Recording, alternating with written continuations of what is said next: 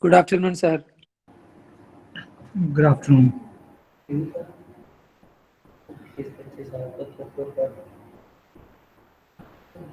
So I'm just waiting for everyone to join. I can see only 22 people are here. Is Adarsh here? Adarsh?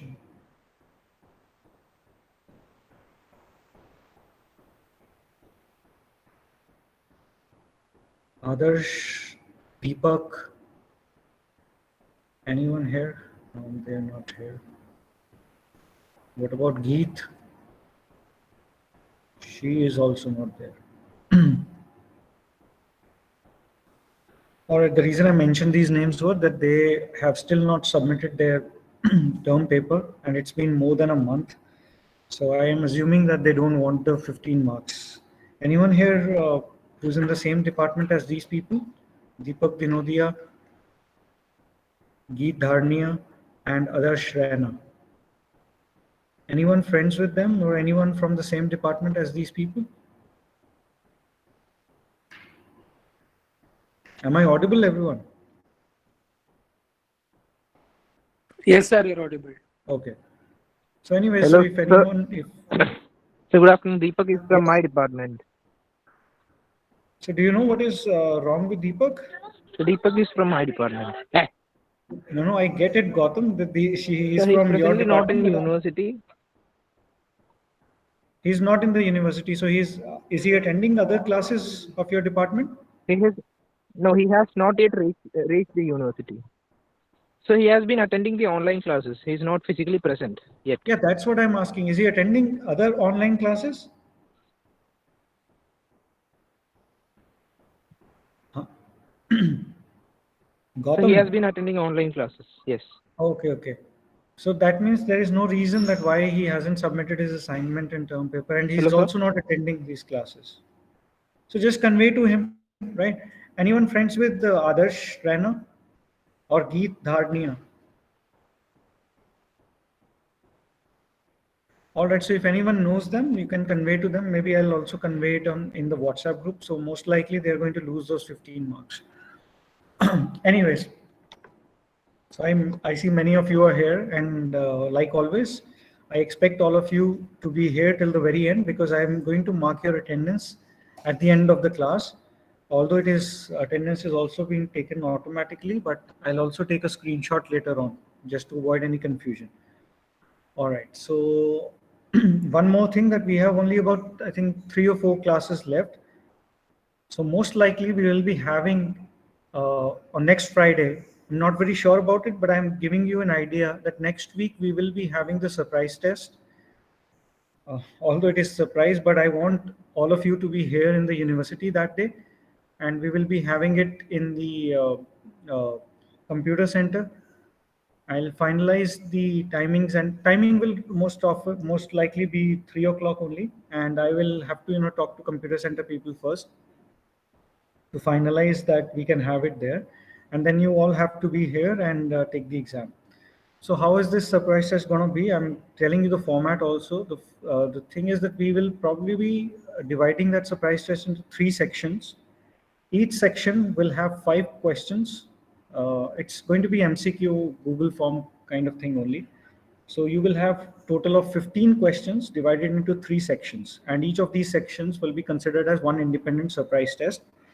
Uh, so finally, like each surprise test becomes of 5 marks, and then I will be, converting it into 10 marks basically. So you will, whatever you get in 5 marks, let's say you get 5 out of 5, so that would mean 10 out of 10. And later on, out of these 3 sections, the two uh, in which you perform the best, those marks will be taken, and you will get an average out of that. So that's how the surprise test will be held, right? So I would expect all of you to be. Sir, Yes, Suchota? sir, could you please repeat about the test once again? So we are ideally supposed to have 3 independent surprise tests, but because this is a one class a week kind of course, so it becomes difficult for me to arrange a time and ensure that everyone joins. So we are going to have the surprise test, all of them, on the same day, right?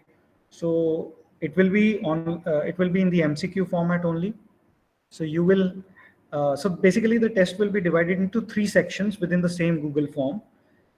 Each section will contain 5 marks, all right? And later on, those 5 marks will be converted into 10 marks. I mean, it's just a normal arithmetic progression that we'll see. Like if you score 5 out of 5, that would mean 10 out of 10. If you score 4 out of 5, that would mean 8 out of 10. All right. And like this, the 2 tests, the 2 sections where you perform best, like let's say that you perform in one section, you have 4 out of 5, second 3 out of 5, and third 5 out of 5. So I'll be considering those where you score the maximum. So I'll consider the 4 out of 5 and 5 out of 5 section. Later on, the average of that will be taken, and you will basically get the marks in the final based on that. Is it clear to everyone? Yes, sir. So in the computer center from Yes, 3? it will be in the class timings only because it's difficult for me to get everyone together, right? Everyone has their own thing. So that's why we'll be doing it in the class only. And that's why we'll be doing all these 3 at the same time. And you will get like 15 questions. So you'll get 15 minutes to wind up. And this is like tentative. The timing and the date is tentative depending on the availability of the computer center. But the test format is most likely going to be the same. And everything that we have covered till now and today also will be part of that. So it is basically going to be a rehearsal for you for your final exam. I don't know how the final exam is going to be held, what is going to be the format, whether it is going to be only MCQ based or whether it is going to be subjective also. So that I don't know, because that I think the authorities will decide, and as soon as I get to know about it, I'll convey it to you. All right. Any other question related to this? And I would expect, because the university is already open for the 3rd semester people, right? So I expect all of you to be present here physically. And if you miss out on this, then you will lose 10 marks straight away. And please also inform the others who are not present in the class. And I could see that there are still about 7-8 people who are not here. So if they're friends with you, just convey it to them. I'll also inform this in the WhatsApp group. But to be very honest, surprise test is that kind of format where I could take test any day, any time of the class. Like I could have taken the surprise test today itself. But I don't want you to lose out on this, because I know that I have never seen full attendance in my class. So that's why I'm informing you beforehand, so that you start preparing also for this particular course. Any questions, anyone? Okay, good. If you don't have any questions. Sir, the practice. Avinash, your voice is breaking. Can you repeat? Hello sir, आज surprise test आप आज लोगे? क्या कह रहे हो यार अविनाश? तुम्हारी आवाज क्लियर नहीं है. अगर किसी और को समझ में आ रहा है तो प्लीज उसकी जगह पूछ लो. सर ये सरप्राइज टेस्ट लोगे कल? क्या कह रहे हो? क्लास क्या लोगे? क्योंकि सर हमारा सेमिनार चल रहा है. कि आप टेस्ट आज की क्लास लोगे या नेक्स्ट क्लास में? सरप्राइज टेस्ट नेक्स्ट क्लास में मोस्ट लाइकली विल टेक. ठीक है सर. ठीक है अविनाश, मुझे अभी भी क्वेश्चन क्लियर नहीं है, बट जो मुझे समझ में आया मैंने बता दिया. Okay sir. ठीक है Avinash, you got your answer? Yes sir. Okay, great. I'll also convey this information. अरे नहीं, I will not be taking the surprise test today. I'm saying that I'll take it in the next class. अभी if I take it right now, then the people who are not here, they will say that they didn't know. Although surprise test I could take any time, but I'm not taking it today. I'm just informing you so that you start preparing. And in case something happens and we can't have the test on in the next class, then also I'll inform you. But I've explained to you the format, and I've told you that this is something that we need to do before the final exams. And I'm assuming that the final exams are somewhere in first week of January, they will probably start. So we have only till the end of December.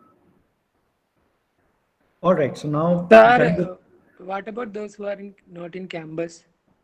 So why are you not in campus? Isn't it mandatory now for all the third semester students to be here? If you have taken a leave and you have gone home, then I cannot help you. That's why I'm informing you beforehand itself. Sir, I am not in campus. Okay, why are you not in campus, Amir? I gone back for a marriage, sir. So when are you coming back?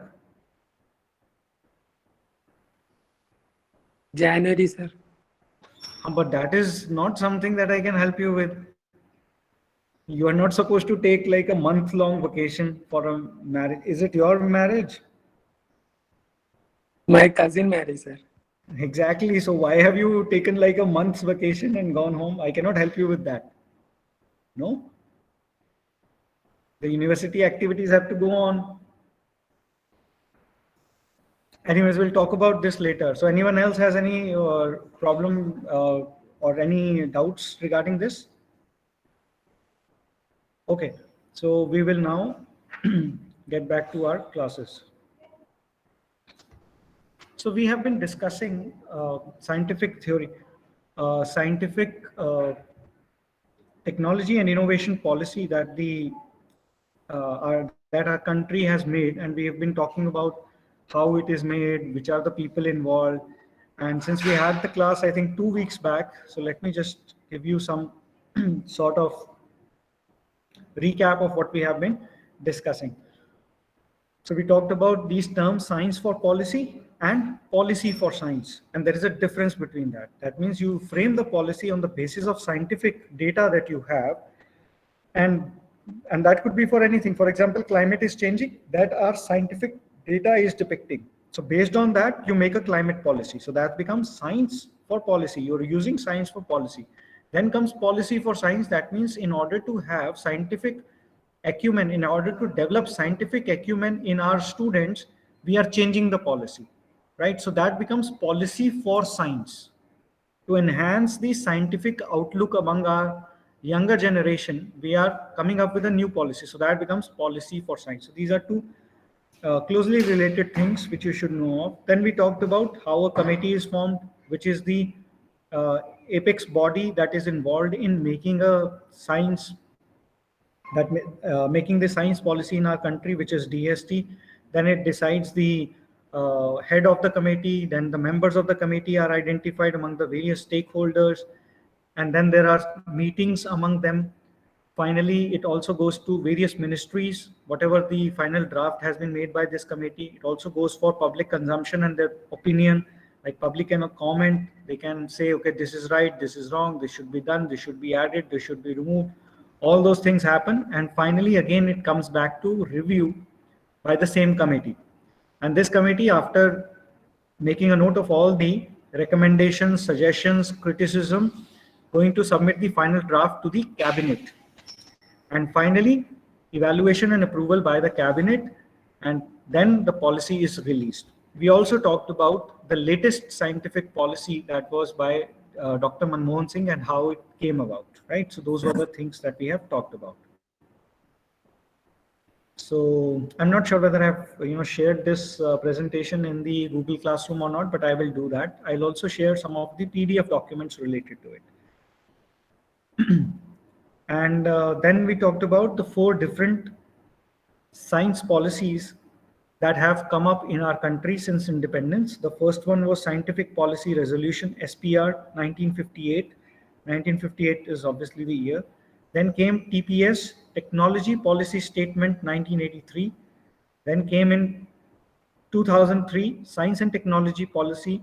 And finally in 2013, when Dr. Manmohan Singh was the Prime Minister, we came up with Science, Technology and Innovation Policy. And you can see that in this particular policy, innovation as a term has also been introduced in the title.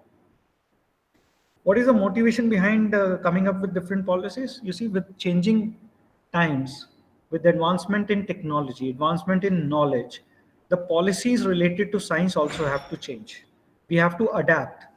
For example, earlier there was no mobile phones, there was no wireless technology, right? But now that they have come up, we have to draft a policy related to that also, because we want to teach the students these things also, right? So policies are, so there is no fixed time. As you can see, after 1958, we came up in 83, then in 20 years later, and then another one came just 10 years later. So there is no periodic time frame in which we have to give a policy. So the policy comes up as and when it is needed or as and when it is required, and it is thought of by the authorities only.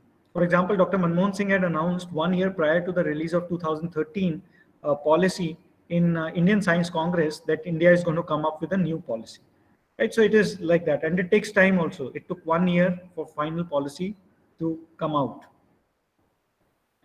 This is the steps in the policy making process which we have covered, so I won't go over detail. This is the slide also which we have covered.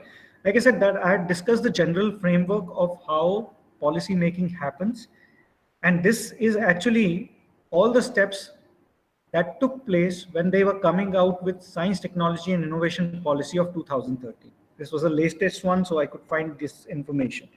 So some of the steps could be missing, some of the additional steps could also be added. So this is just the general framework that we are talking about. This is not written in stone that only this is how it has to be done.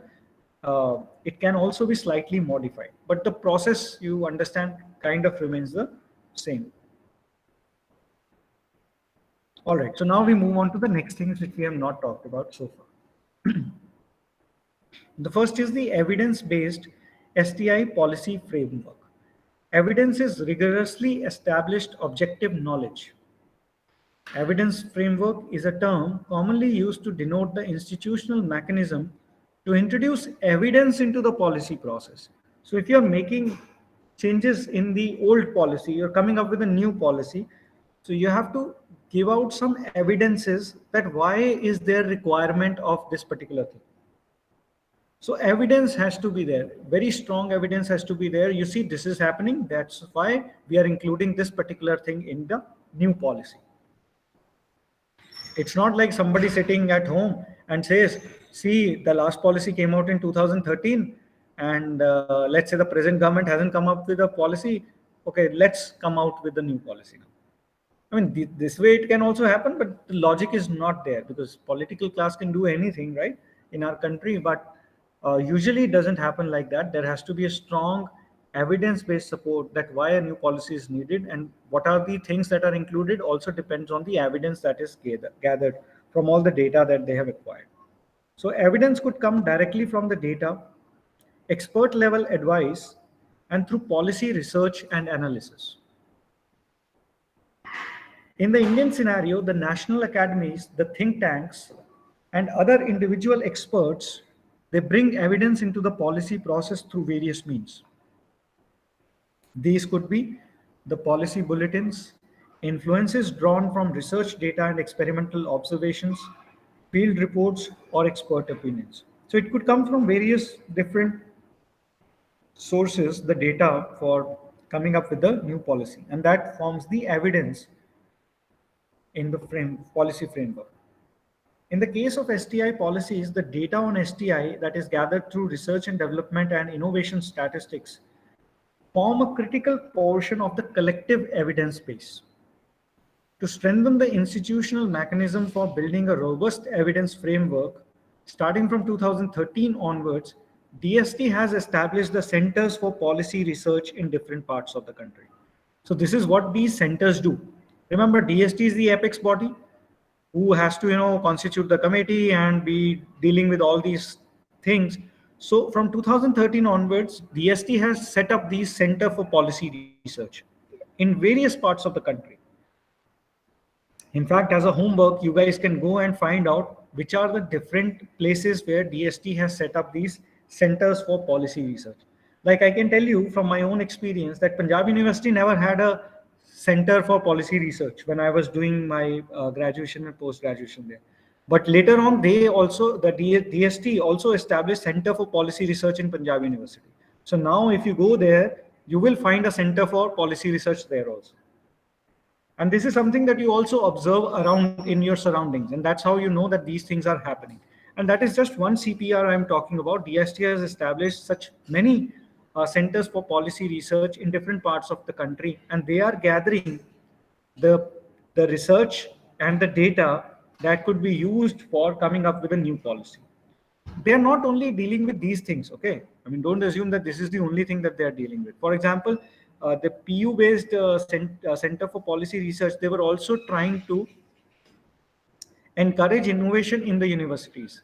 They were inspiring and encouraging the youth to take their bench work, lab work, lab research into some sort of corporate activity, or go and file for patents. In a way, they were helping with industry academia collaboration. So they are involved with other things also, but this is also one thing that they are doing, which is gathering the data and evidence for the science policy. So since independence, as we saw, 4 different policies have been implemented. So what we are now going to do is, we are now going to talk about the highlighted points of these particular policies. So we'll go there one by one. Although in this slide, you can still see that it is saying that the Scientific Policy Resolution of 1958, SPR, the main aim was to develop scientific temper and capacity building in our country. Right? So at that time, we are still superstitious by nature, Indians, right?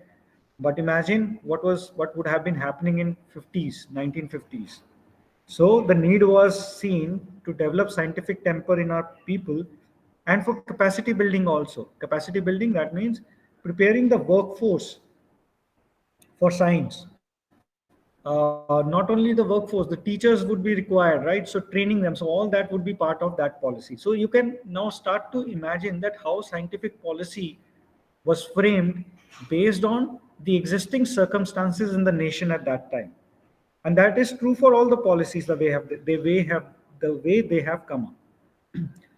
After 18 years, technology policy statement came about, and in this we were talking now about technology, because our leaders, not only the political ones but also the scientific leaders, they kind of realized that without development in technology sphere, India would not be able to achieve economic independence. And also the focus was on self-reliance, that India should start producing the technology it requires by itself rather than importing everything from outside.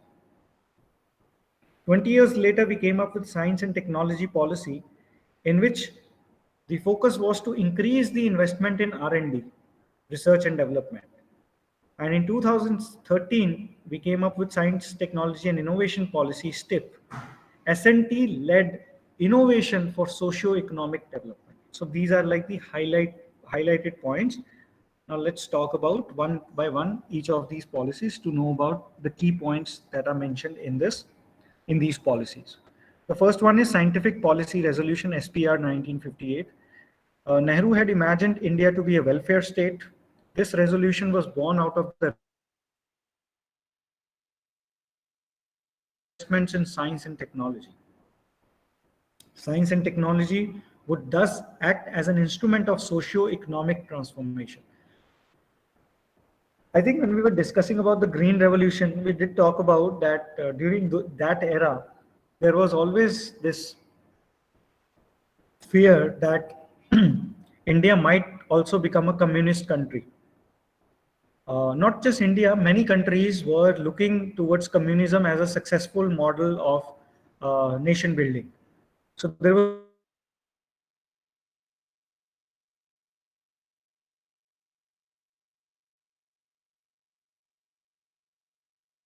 revolution. We discussed all that, right? So here also, Nehru was imagining India to become a welfare state, and for that, India had to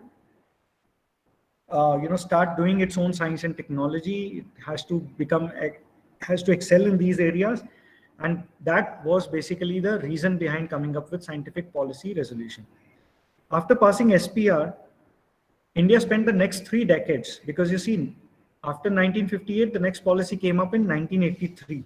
So we were dependent on the same policy for many years. India spent the next 3 decades building the scientific enterprise.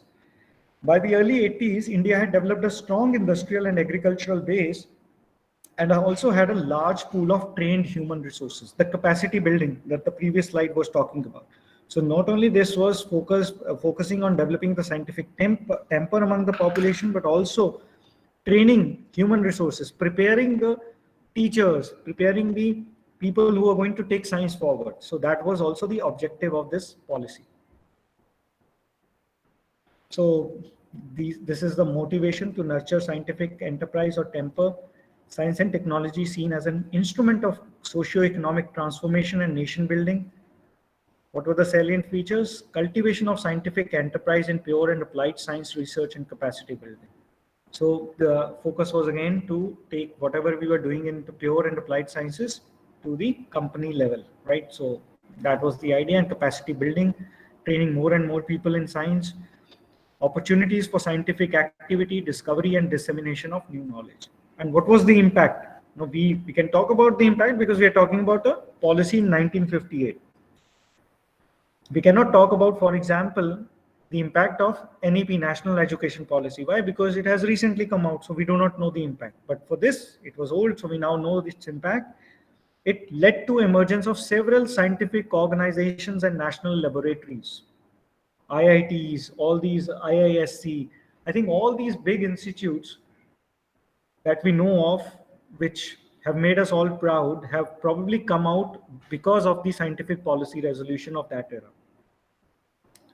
Strong foundation in R&D and higher education, all those were also, they came from that.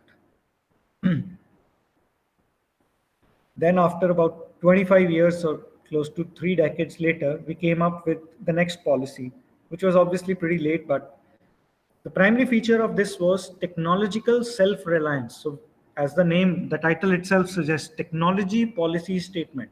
So now the focus had shifted on the technology, because people had probably realized that technology can transform the nation and improve the economic status of our country.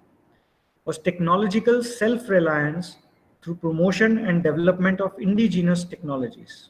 So self-reliance, these days we are talking about Atmanirbharta. So self-reliance was also well applicable that time, and that is what this policy statement was all about. Adoption of indigenous technology that is developed in our own country, it would reduce vulnerabilities in critical areas and would help maximize the utilization of local resources. What kind of vulnerabilities? Vulnerabilities like if we are dependent on foreign countries to provide us the tech. Sorry, so that means we are dependent on those foreign countries.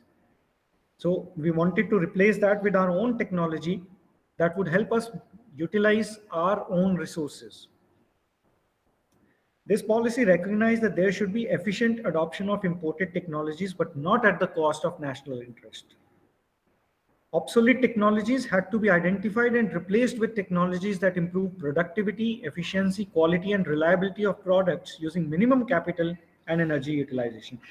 Not only we should come up with our own indigenous technologies, but also we should get rid of the obsolete technologies, the old outdated way of doing things in factories and companies that had to be done away with. The fundamental aim of this policy was to promote technology. This policy stressed on strengthening the technology base, especially in new sectors at that time like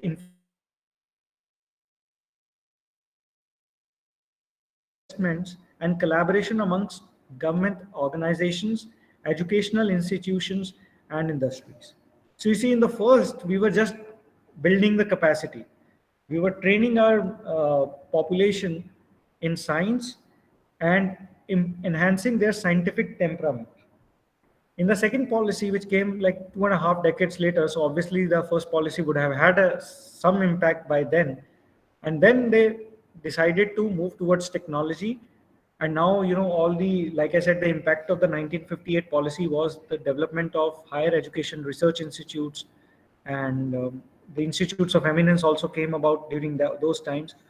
Industry was also enhancing. So in this policy, the idea was that all these which are growing separately, to find some synergies between them. So there was to be collaboration amongst government organizations, educational institutes, and the industries. So that was also one of the things that this policy stressed on. To fulfill the mandate of TPS 1983, an implementation committee was set up to draft detailed guidelines for ministries and industries. To bolster indigenous technology development, the Technology Development Fund that was established, and that continues to be active today also, was established, I think it is active, right? Was established to provide financial assistance to in the Indian industries. So it was also going to provide funding. So it's not just a policy that is made on a piece of paper and everyone reads about it and is happy about it. It also has to be put into practice. It has to be implemented. And there are ways in which it can be implemented, and one of the ways is to spend funds. For instance, if I keep going back to NEP, National Education Policy, because that is very fresh in our minds. Because I don't know how many of you know that in 2013 a science policy was framed. So you see, in NEP also, in order to popularize the concept of NEP, the government had spent a lot of money. You would have also seen our own university was organizing a number of webinars to educate people about what NEP is. Because you need to educate not only the faculties in the universities and research institutes about it, the students about new education policy, but you also need to take it to the general population so that they know what they're getting into, because ultimately it is their children who are going to come into schools and come into the colleges, even though they have nothing to do with education. But the government had to spend funds to ensure that everyone knows about it, and so that it can bring a positive change in lives of everybody. So similarly, when these policy statements, science policy statements come about, the government has to spend a lot of money, basically in order to ensure that the policy statement that has been finalized is actually implemented and doesn't become just a piece of paper. So this Technology Development Fund was established, and it would provide financial assistance to Indian industries. TPS 1983 highlighted the need for continuous and systematic prediction of how useful emerging and current technologies are going to be in the future. Technology forecasting was also important. For example, when 3G came about, everyone was talking about 4G. Now when we are living in the world of 4G, everyone is talking about 5G. So this is also kind of technology forecasting, that people are thinking ahead of times, okay, what is the next thing that is going to come about? So based on that, you can divert the funds into those kind of research and developmental activities which are working in that area. To give you an example, last year we were stuck with COVID. So majority of the funding from the government was going into those research projects which were doing research on COVID-19. Although that was an exceptional year, but what I'm saying is that depending on the needs, the funds are diverted in that direction. And this is actually true for all kind of science research that has happened all around the world. If you go back and read about the history of cancer and how cancer came to be known among the public, everyone knows about this disease. So therein you will find that in US also, there was a time when cancer people, the government was funding a lot of research activities in the area of cancer, but suddenly the World War II started.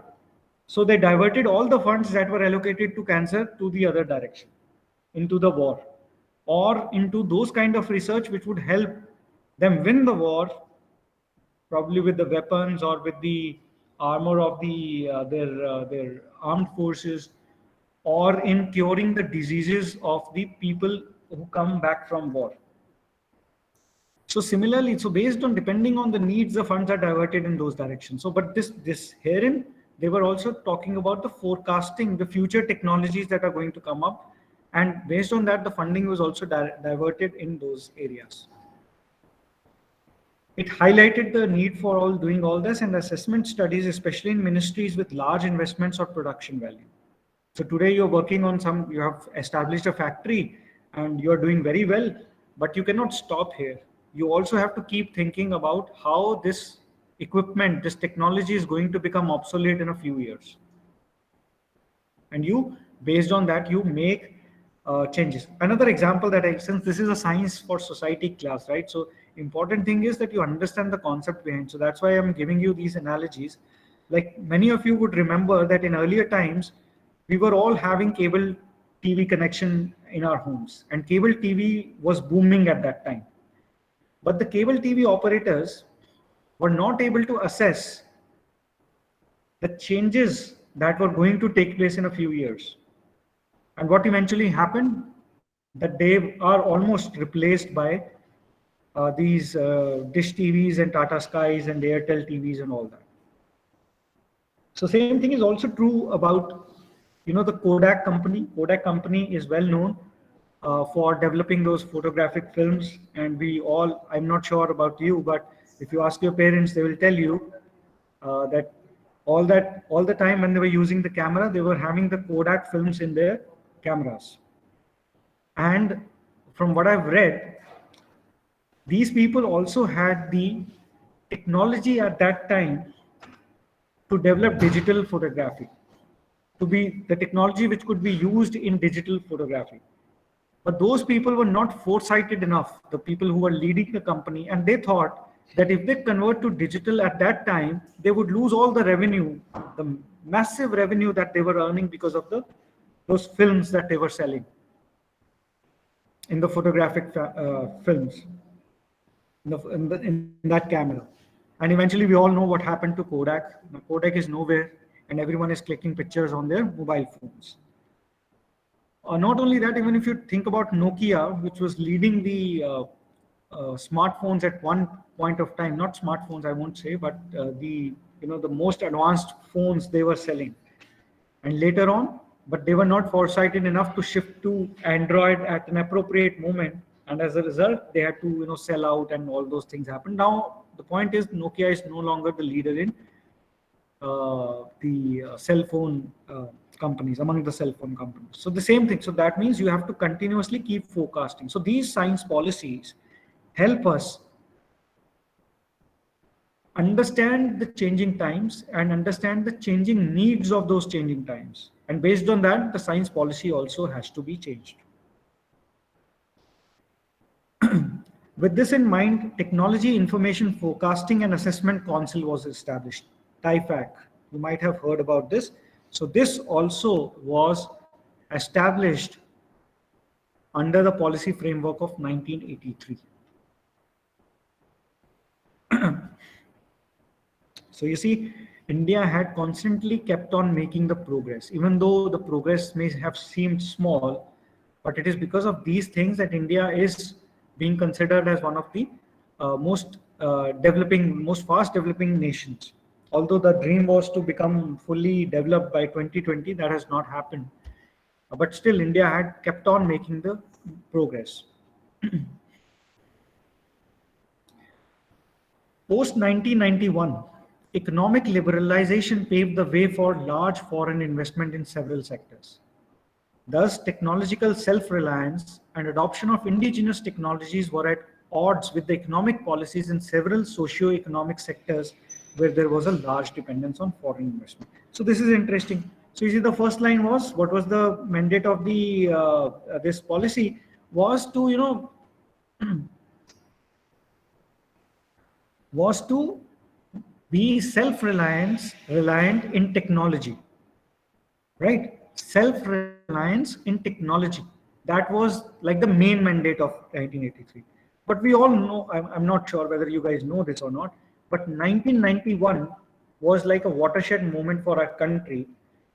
It was during that time that Manmohan Singh was the finance minister and PV Narasimha Rao was the prime minister. And India was under massive debt. India had taken a lot of debt from these foreign institutions like IMF and World Bank. India was under a lot of debt. India's gold reserves had plummeted. The forex exchange had plummeted. And that time, these people came up with a new economic liberalization policy. So what this policy was it was going to open the doors for the foreign companies to come here and sell their products in India. Right? So this was like a big moment for India. But at the same time, it was contradicting the technology policy statement that we had already established. But it had to be taken, this was like India was at crossroads at that time. And if these decisions had not taken, we don't know what would have happened to India's economic policy. We have already seen the failed states across the world. I think a few years back, we saw what happened in Greece, where all the ATMs had run dry. We also know what had happened in Zimbabwe a few years back, where a loaf of bread was also costing them millions of Zimbabwean currency, right? Millions of that they had to print. So though India could have also gone in that direction, but because of these economic liberalization policies, India's economy had completely transformed. Now we obviously acknowledge that what a great decision was taken by our leaders back then, but it was going against the existing mandate of that policy. And this happens, yeah, this kind of happens that you go against it. But anyway, so let's talk about that. What was the motivation? Technology was seen to influence the lives and bolster the societal expectations. The focus was on meeting people's aspirations through technological development. That was the idea. And the salient features was the maximum utilization of local resources, self-reliance, indigenous technology, strengthen technological self-reliance in new sectors, information, electronics, and biotechnology. The impact of this was that Technology Development Fund was created, with which it could be supplied to, the funding could be given to those industries, companies, corporates, and establishment of TIFAC, Technology Information Forecasting and Assessment Council. And all these, they will have a website. So go to TIFAC website and see what kind of things they are doing today. And then you will be able to realize that this kind of was established in 83. All right. So now let's move 2 decades later, and we come with science and technology policy. So now this policy had both science as well as technology in its title. So by this time, India had established a sound infrastructure based in science and technology in terms of institutions and human resources. And we already know, this has happened in our country, and we have seen this happening. Already you would have seen one of popular pictures on social media where they're talking about all the big corporate technological giants in US. They are headed by Indians, right? You talk about Sundar Pichai, you talk about the recently appointed CEO of Twitter, you talk about Satya Nadella. So you talk about all these big technological giants, and you will see an Indian is heading them. And majority of them have actually come from IITs. Or you talk about Flipkart, the people who started Flipkart, right? So they also are from IIT. So this has had an impact, and we can see it. Even though India has failed to utilize the talent from our own country, but still you see what kind of impact this is having on the entire world. This is also true for science. We have seen so many Indian scientists who could not find a job in India, but they have gone abroad and won Nobel Prizes. You talk about Hargobind Khurana. Hargobind Khurana, I don't know whether the story is true or not, but this is what they say, that he was running from door to door to get a job of assistant professor in Indian universities. Specifically, I think in Delhi University he was trying. I'm not sure about this story, but I've heard about it, right? And there he goes there, and we all know what great science he had done.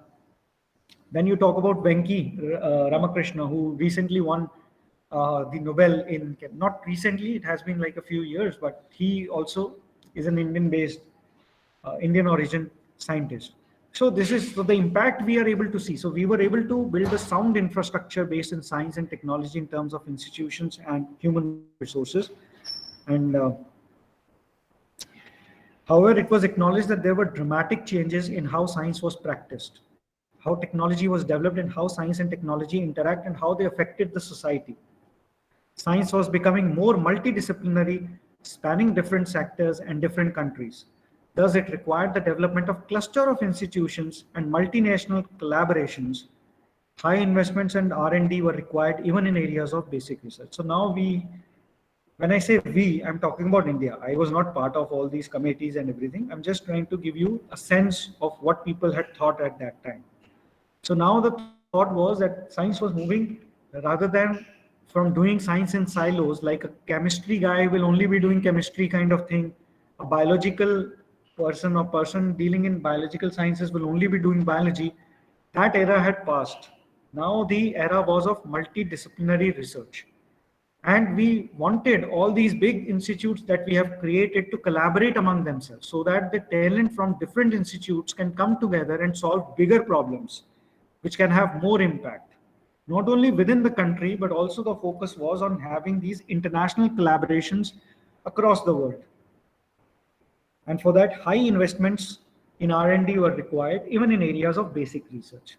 For those of you who are not from the science background, let me tell you what is basic research. Basic research is where we are trying to find out how the different things are happening within the cell.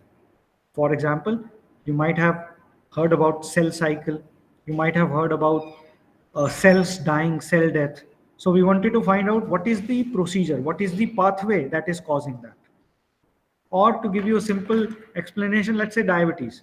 We know that diabetes is happening in humans, affecting a lot of people around the globe. So a basic researcher will try to find out how diabetes actually happen. Correct? So he will find, okay, this is the pathway. From this, it is going into the next protein. From there, it is being synthesized. Insulin is produced, all those things. So that is what a basic researcher will do. But the focus will only be to understand the mechanism behind it. And the person who is dealing with applied research will try to say, okay, now I know this is the basic research. So now he will say, okay, what can I target to ensure that this person gets cured of diabetes? So that becomes applied research. Okay. So those of you who didn't know about it. So if you are still not clear about it, please unmute yourself and you can ask questions. So it was realized that high investments have to be made in research and development, even in areas of basic research. Science and technology started having an unprecedented impact on economic growth and social development. New issues related to cybersecurity and ethics, such as privacy considerations and inequity, came to the fore. In 2003, all this started happening. And I mean, this is very interesting, especially I think from the humanities point of view, those of you're dealing with social changes. So this has also happened like when landline phones became a commonplace everywhere. The crimes were happening because of landline phones. People were threatening each other and nobody knew how to deal with it. So later on, laws were developed. Later on, the police also kind of got the all the gadgets to trace who is calling whom and all those kind of things. So based on the changing environment, the change is needed in multiple spheres. So when computers were becoming the norm, the cybersecurity issues, ethics related to it also kind of came to the fore. So this was prior to, why was the new policy needed? So we have talked about why was the policy needed in the first place, the first 1958 policy. Then we talked about why was the policy needed in 83. And now we're talking about what was happening during the time when the policy was needed in 2003. So a significant feature of this was a process to develop mechanisms within ministries and agencies to gather inputs from scientists and technologists vis-a-vis planning and policy making, and call to invest heavily into the R&D sector with an aim of increasing the investment to 2% of GDP. So I don't have the exact numbers, but if you guys go back and study this, and you see that most developed economies in the world, how much are they spending on R&D? I'm talking about today. Let's forget about 2003 for a moment. In today's world, go and see, let's say China. How much is China spending on R&D in terms of percentage of their GDP? What is US spending? And then you also look at what is our country spending. So this kind of also gives you an idea that why are developed nations so developed? Because they are investing heavily into research and development. They're not sitting on their laurels and they're still trying to improve. And that's why they're pumping money into research and development. And India also needs to do the same thing. So in 2003, they kind of recognized it and they wanted to increase the investment to 2% of their GDP at that time. STP 2003 recognized the need to modernize existing infrastructure for science and engineering in academic institutions and set up new funding mechanisms for basic research. The policy also called for the development of incentive mechanisms to attract scientists and engineers, especially of Indian origin from abroad, to contribute to the Indian STI ecosystem. And I think during that time, probably they also achieved some success in it. I don't have the exact numbers, but many of the scientists had also come back from foreign countries to contribute to India's STI ecosystem. STP was aimed at encouraging R&D and innovation in areas that impact the economy and society, and developing mechanisms to facilitate interaction among various stakeholders within the ecosystem. It called for cross-pollination of industry and scientific research. I told you they were talking about collaboration among the institutes, collaboration among different nations, collaboration or the cross-pollination of industry and research, scientific research, and the establishment of intellectual rights regimes to protect and incentivize inventors. I don't know whether you guys, many of you had attended that intellectual property rights, this lecture, I think last week, right? So now you know what intellectual rights are. So they also kind of came into being during those periods. I mean, they were always there, but India's, focus kind of shifted towards this during those times. And also during that time, TRIPS agreement was taking place, where the different countries were trying to establish on what basis they're going to have the trade among themselves. Based on that, Indian patent laws were also amended during that period. And so a lot of things were happening at that time. And those of you who attended this seminar last week, you would know they talked about PCT application, right? Patent Cooperation Treaty. So all those things were also coming into the picture during that time. It also encouraged research in management and mitigation of natural hazards. The policy document laid special emphasis on science diplomacy, especially on international science and technological cooperation between developing countries located in the global south. So science diplomacy also they wanted to focus on. What is science diplomacy? For example, recently what was happening, vaccine diplomacy was being talked about, wherein India was providing vaccines free of cost to their friendly nations who were poor and who did not have the infrastructure to make vaccines on their own. So that is like a vaccine diplomacy. So that means India tries to exert its soft power in these ways. India will, train their scientists, train their people, so those kind of things, or provide free vaccine doses there. So this is called as diplomacy in different forms. It's not exactly what you know of, but this also helps in enhancing the friendly relations among different countries. Even Indian film industry is considered to be a way of soft diplomacy among the various nations who watch our films. So this is the brief about this particular policy. Motivation was recognition that S&T enterprise is intertwined and inextricable. That means science and technology, you cannot separate them into two different boxes. Unprecedented impact of growth in information technology and democratization of internet on socio-economic growth and development. So this was the motivation. What were the salient features? The call to invest heavily into R&D.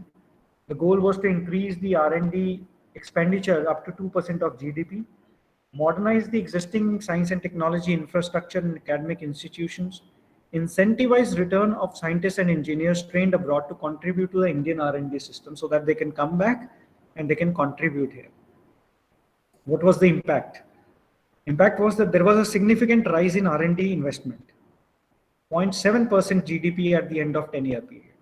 So after 10 years, I think 2013 we are talking about, we could not go up to 2% of GDP, but we did manage to reach up to 0.7% of GDP. So that is the kind of money that we were investing in research and development. Rise in India's publication ranking. So India started publishing a lot of papers. There was also India started patenting. India had a lot of patents also during this period. Steady increase in institutional and human capacity. ISERs were set up from 2006 onwards. New IITs were set up from 2008 onwards. And central universities also came up from 2009 onwards. But ISERs and IITs are considered to be of more prominence. So there was significant rise in overall R&D investment at the end of 10-year period. So we could not raise it by 2%, but it was at globally benchmark figure of 0.7%. So globally, what was considered to be respectable, that was 0.7%. So we could reach up to that at least. Significant jump in publication rankings. We've discussed this. Increase in human capacity. We started churning out many more PhD students, more patents were filed, and more startups were being incubated. So India also started funding the initial startups, the incubators. You might have also seen incubators in your universities, although we don't have an incubator here, but hopefully in future we'll have an incubator here also in our university. What is this incubator? Incubator is basically a place which provides you the space as well as the equipment to test out your scientific research at a pilot scale. You have done it in your lab and you found some interesting thing in your research and you want to take it to the next step, to pilot project, but you need money for that. So incubators help you achieve that. And later on, government also helps you, I think through TIFAC and all, it will also help you get patents on your research. And then you can commercialize that particular scientific research that you're working on.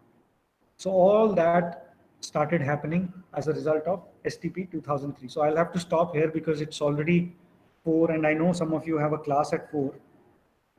So I'll stop here. But what I'll do is I'll share this thing because there are only 3 slides left. I'll share it in the classroom. I would expect you to go through it whenever you get time.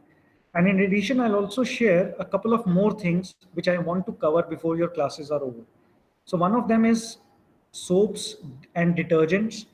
And I'm going to share that because I'm sure that you have all studied in your schools about those. Soaps, detergents are there in your syllabus also. So I'll be sharing a very basic document and I want you all to go through that also. Other than that, I think I'll also load one more reference document on framing a scientific hypothesis. So at least I'll share them with you. Depending on the time in the coming classes, I'll be covering those in the class also.